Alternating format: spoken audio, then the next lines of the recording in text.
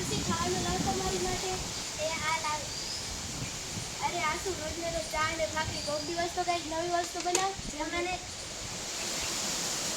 તમને તમારી સારી તબિયત માટે સવારમાં પૌષ્ટિક ખોરાક ખાવાથી દિવસ સારો રહે અને ઉમરો રહે અને એમાંય પણ ધંધામાં કંઈક સારું કામ થાય. હા પપ્પા, મમ્મીની વાત સાચી છે. મને સ્કૂલમાં મેમ પણ એમ કહે છે કે સવારનો નાસ્તો પોષણયુક્ત હોવો જોઈએ, જેથી આખો દિવસ સારો જાય. ઉપરથી હમણાં તમારો વજન પણ બહુ વધી ગયો છે. મને લાગે છે કે તમારે હવે થોડી ટેકીદારી રાખવી જોઈએ. આનથી અને ગીતા, તમે લોકો મારા દીકરાને શું કહો છો? દીકરા, તને મન હોય તેમ ખા, કાંઈ જ વજન નથી વધતું. હું તો હજી સુધી જેવું છું. નવા સમયની નવી વાતો અંગ્રેજીનો ભણીને તમે લોકો પણ અંગ્રેજી થઈ ગયા છો. બા, હું એમ નથી કહેતી. ભગવાનની દયા છે કે તમે આટલી ઉંમરે પણ તંદુરસ્ત છો. બધાના માટે એવું સમય ના હોય. આપણે આપણા શરીરનું ધ્યાન નહીં રાખીએ તો બીજા શાનું ધ્યાન રાખીશું? હા હા, હું તો દુકાને જાઉં છું. બારે મોડું થાય છે. જોઈશું.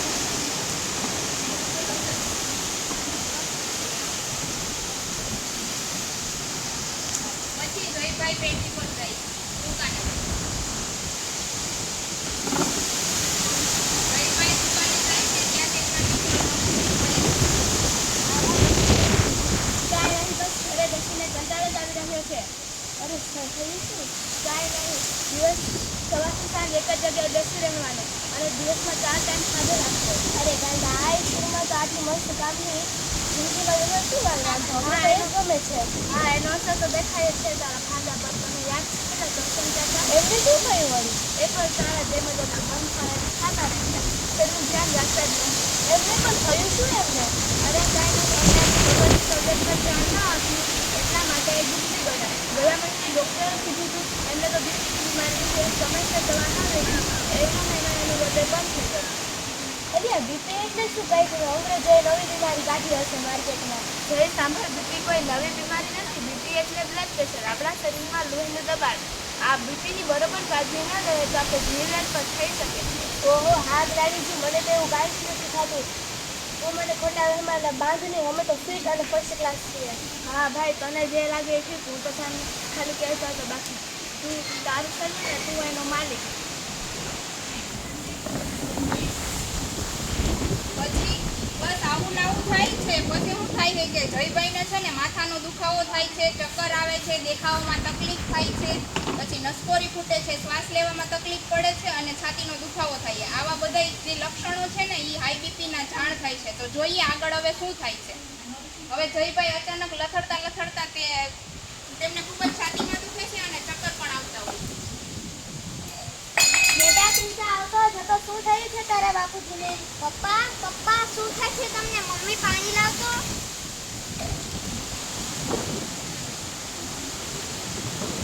અરે તમે મને કશું જ નથી થતું. થોડા ચક્કર આવે છે અને થોડો આરામ કરશે ને બધું ઠીક થઈ જશે.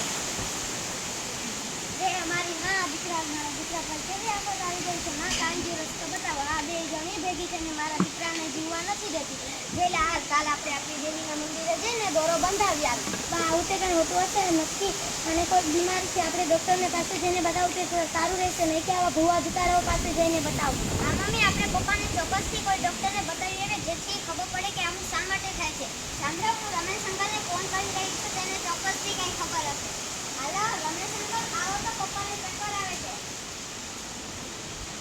આ જોને આશાબેન, જઈને અચાનકથી તબિયત બગડવા લાગી છે.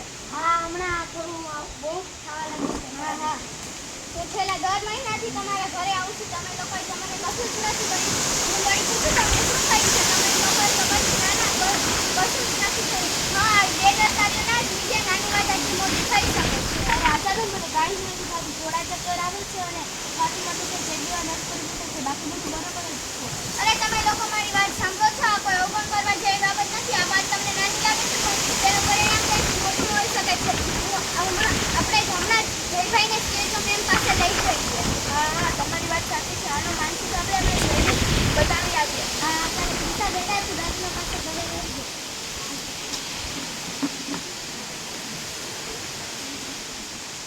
પછી હવે આશાબેન, રમેશભાઈ, માનસી અને જયભાઈને લઈને થિયેટર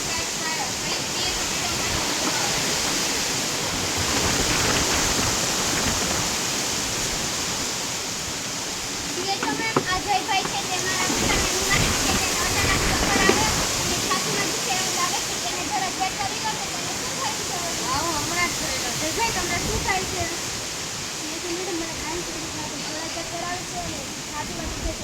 નસકોરી ફૂટે છે, બાકી બધું બરોબર જ છે. અરે જયભાઈ, તમને તો ઘણા બધા લક્ષણો છે. તમારે મારી પાસે બહુ વહેલા આવવાની જરૂર હતી. મેડમ આને કોઈ ચિંતા કરવા જેવી તો બાબત નથી ને. પછી જોઈએ તો બીપી ઇન્સ્ટ્રુમેન્ટ વડે જયભાઈનું બીપી માપી છે અને સુપર કોડ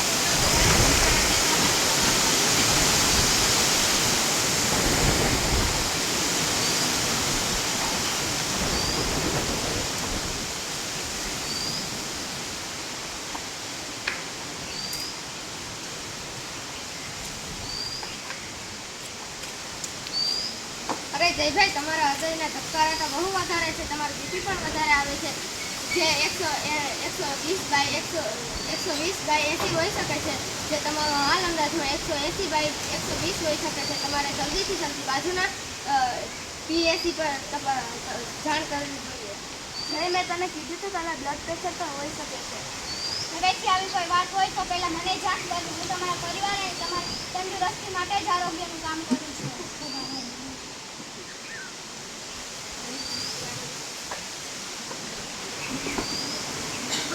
હવે જયભાઈ, રમેશભાઈ, માનસીબેન બીજા દિવસે પીએચસી પર જયભાઈને લઈને તપાસ કરાવવા માટે જાય છે. તો આગળ જોવો હવે શું થાય છે.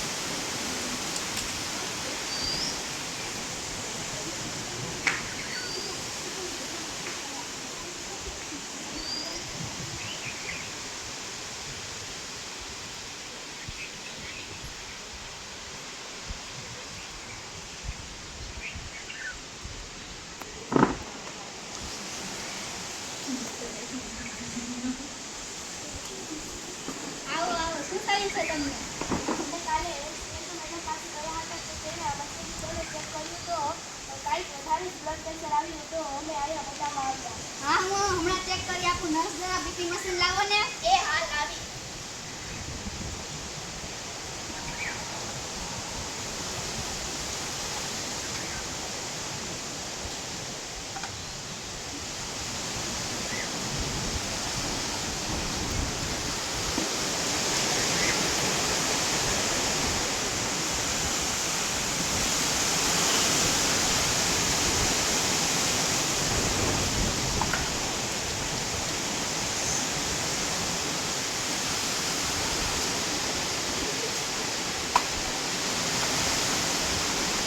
એ તો મેડમની વાત સાચી છે. તમારું બ્લડ પ્રેશર અમે જે એના કરતાં ખૂબ જ વધારે છે. હવે તમારે નિયમિત દવાઓ લેવી પડશે.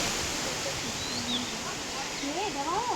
હા, હવે તમને હું લખી આપું એ દવાઓ તમારે લેવી પડશે. આ બધી જ દવાઓ તમને મફતમાં મળશે. હવે તમારે દર મહિને તપાસ કરવા માટે આવવું પડશે. હવે અમારે જવાનું શું ધ્યાન રાખવાનું? હું તમને બતાવીશ. તો હવે ખોરાકમાં મીઠું ઓછું ખાવું પડશે. જેમ બની શકે તેમ લીલા શાકભાજી ખાવાના.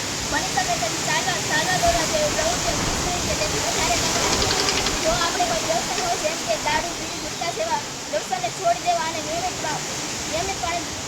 નિયમિતપણે દવાઓ લેવી. બની શકે તેટલા યોગા જેવી પ્રવૃત્તિઓ કરવી અને વજનનું ખૂબ જ ધ્યાન રાખવું.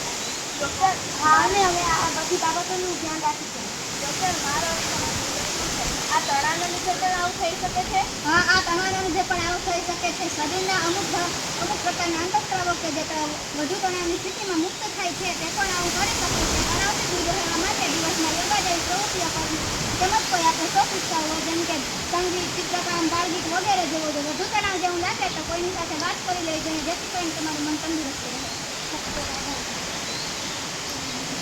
મારી મારા ત્યાં કેવી ભૂલ છે. મેં મારે તંદુરસ્તી પર ખ્યાલ ન રાખ્યો અને આજે આવા દિવસ આવી ગયા.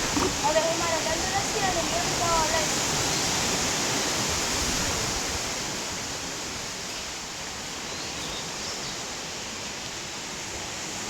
તો જોયું ને મિત્રો, આપણી આવી બેદરકારીના લીધે કેટલું મોટું પરિણામ આવે છે. બ્લડ પ્રેશર એ અવગણવા જેવી બીમારી નથી.